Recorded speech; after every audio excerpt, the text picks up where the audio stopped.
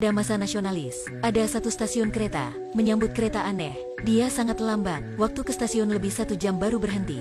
Setelah masuk, di kereta terus tak ada orang datang. Orang di sekitar mencium bau tak enak. Sekelompok staf ke dekat kereta. Mereka belum siap. Hanya melihat pintunya sudah karat, banyak darah. Tak bisa membayangkan tontonan dalam.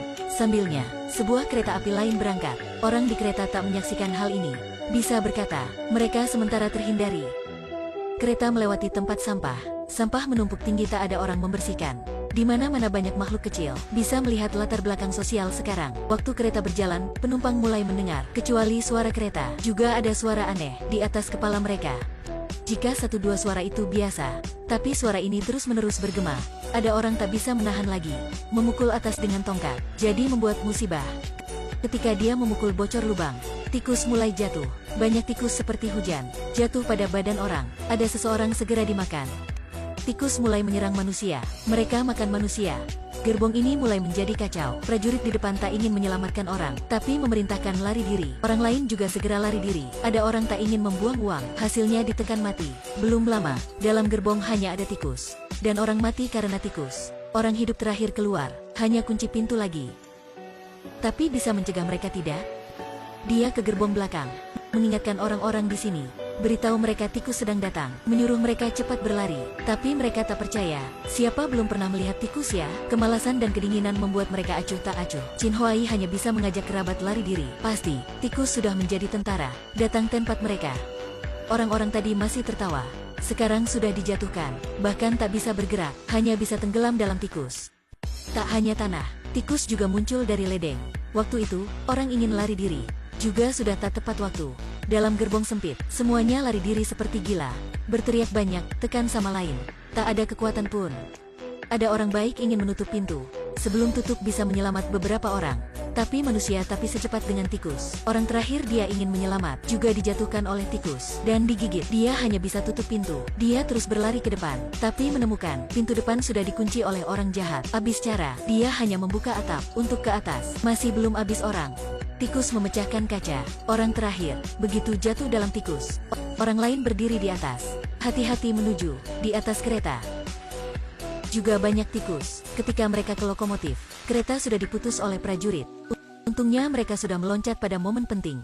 Akhirnya sudah hidup. Dalam gerbong, orang beruntung hidup masih belum tenang. Ada orang memukul prajurit, menyalahkan mereka meremehkan nyawa. Rakyat-rakyat sangat marah, tapi perwira tarik pelatuk untuk menenangkan orang. Pada waktu itu, ada seorang jatuh.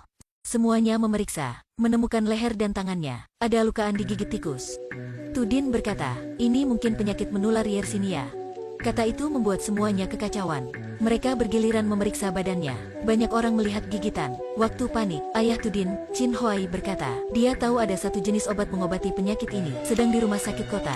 Tak lama lagi, kereta masuk stasiun. Chin Huai mengajak kelompok orang mencari obat. Tapi masuk kota, mereka baru tahu. Inilah neraka duniawi. Kosong tanpa orang, bau tak enak, puing-puing di mana-mana. Di toko ada orang gantung diri. Yang paling seram itulah, dalam gang, mayat-mayat saling menumpuk. Mana tikus? Tikus di mana? Menunggu mereka ke rumah sakit. Akhirnya sudah melihat, tikus sedang menutup di gelap. Jumlah lebih puluhan ribu elor. Mereka melihat manusia ingin menyerang, tapi henti depan cahaya, yang beruntung dalam yang malang. Tikus-tikus aneh ini takut cahaya.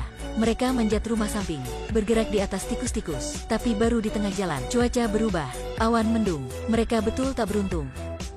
Tak ada ancaman cahaya matahari, tikus-tikus bergiliran menyerang. Mereka hanya bisa meloncat dan lari diri. Tikus-tikus menyerang dengan terburu-buru. Semuanya segera lari diri, ke depan rumah sakit. Tapi lakukan bagaimanapun juga tak bisa membuka pintu. Chin Huai berkata, pintu ini pintu tarik. Mereka akhirnya bisa masuk, biar tikus-tikus di luar. Dalam rumah sakit sangat gelap, obat itu di dalam gudang. Mereka hanya bisa pakai obor. Perlahan masuk, yang paling seram pasti masih menunggu. Gudang di bawah adalah markas tikus. Mereka di mana-mana. Ini masuk sendiri neraka kan? Tapi setelah Chin Huai mengamati, tikus-tikus di sini sangat kecil. Sifat serangan tak kuat, jadi bisa melawan. Chin Huai pelan-pelan menemukan obat. Setelah mengambil, segera kembali. Tapi masih mengejutkan tikus-tikus. Sudah sampai waktu lari diri ya. Mereka segera keluar rumah sakit. Di luar, anak perempuan Chin Huai memanggil semuanya naik mobil. Pada ratusan tahun dulu, dalam mereka hanya dia tahu mengemudi. Sopir wanita hebat sekali. Dia balap dengan banyak tikus. Di jalan, menabrak banyak rintangan. Kedua pria di belakang karena terlalu goyang jadi saling tabrak. Akhirnya sudah keluar kota. Mereka kembali kereta api. Kesenangan lari diri sudah hilang. Di sini, mayat menjadi tumpukan. Dan juga banyak mayat tikus. Pasti tragedi besar sudah terjadi. Tulin panik berlari ke kereta. Dia berpikir adik perempuan dan adik laki-laki sudah mati. Pada waktu itu, pintu dibuka. Adalah kerabatnya, untung sekali. Dalam gerbong, ada orang hidup terakhir. Siap sampai malam, tikus-tikus sekali lagi datang. Chin Huai membawa obat siap naik kereta. Mendadak ada orang menerkam, mencopet kober obat, memingsankannya. Itulah si perwira jahat tadi. Badannya banyak darah, pikiran tak stabil. Berniat lari diri, si pria baik hati menyerangnya. Setelah waktu pukul, dia sudah mendapat lagi kober obat, melemparkan Chin Huai. Tikus-tikus sedang datang, si perwira itu sedang memegang obat, ke samping anak laki-lakinya yang sudah mati. Anak kita sudah ada obat ya? Setelah itu, ayah anak prajurit meremehkan nyawa ini. Sudah tenggelam dalam tikus. Waktu itu Chin Huai ditarik tuling naik kereta. Melihat si pria ikuti dari belakang. Karena luka di kaki sangat parah. Jadi tidak bisa ikuti. Meskipun tak bisa terus hidup. Tapi dia masih berdiri keras di tempat. Tenang menyambut kematian. Chin Huai berkata sama Tulin. Sebelumnya dia pernah menyuruh anaknya. Jangan peduli pria-pria tak berguna. Tapi sekarang, dia berkata samanya. Dia adalah pria yang baik. Obat itu sudah menyelamatkan banyak orang yang terkena penyakit di kereta.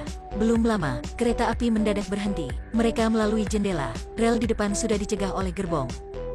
Waktu itu tikus-tikus juga datang. Tampak ingin menelan semua tanah. Kali ini, orang-orang tak bersatu itu sudah mulai bersatu. Perampok, prajurit, miskin, kaya. Semuanya kerjasama. Akhirnya mendorong gerbong itu keluar. Dalam kereta ada seorang perampok duduk diam. Sepanjang hidupnya melakukan hal jahat. Tapi waktu itu dia memutuskan mengorban diri untuk kebenaran. Dia membawa bubuk mesiu di badan. Keluar sawah. Menarik tikus-tikus menyerangnya. Setelah itu terledak. Memakai cara paling megah. Untuk memanjangkan waktu lari diri untuk orang lain. Semuanya kembali kereta. Waktu panik, kapten menemukan. Masih belum ganti rel. Jadi kereta masih berjalan ke jalan mati. Akhirnya, Chin Huai kembali mengalih rel. Tak terduga, setelah itu baru lepas tangan. Rel lama tak diperbaiki, sudah kembali tempatnya. Chin Huai hanya bisa memilih. Dia menarik tiang itu, sampai kereta lewat. Juga begitu dia sudah melewati sempat lari diri. Ketika dia berlari ke kereta, tikus-tikus juga datang. Tulin dan Tudin sakit hati, tapi hanya bisa melihat ayah ditinggalkan. Chin Huai tak menangis. Dia baik berlari, maupun menyuruh kata terakhir pada anak. Dia menyuruh Tudin, jangan terlalu pandai, harus jadi egois. Berkata sama Tulin, jangan terlalu keras kepala, harus cintai orang lain. Setelah itu dia berhenti, melampai tangan. Selamat tinggal anak, manusia. Selalu berpisah waktu damai, selalu berkumpul waktu kacau. Benci ketika puas, cinta ketika hilang. Aku berharap, kita jangan hanya baik pada titik terakhir. Aku berharap kita bisa memberikan kelemah lembutan pada orang lain. Mungkin begitu, kita baru berjalan jauh dalam kedamaian.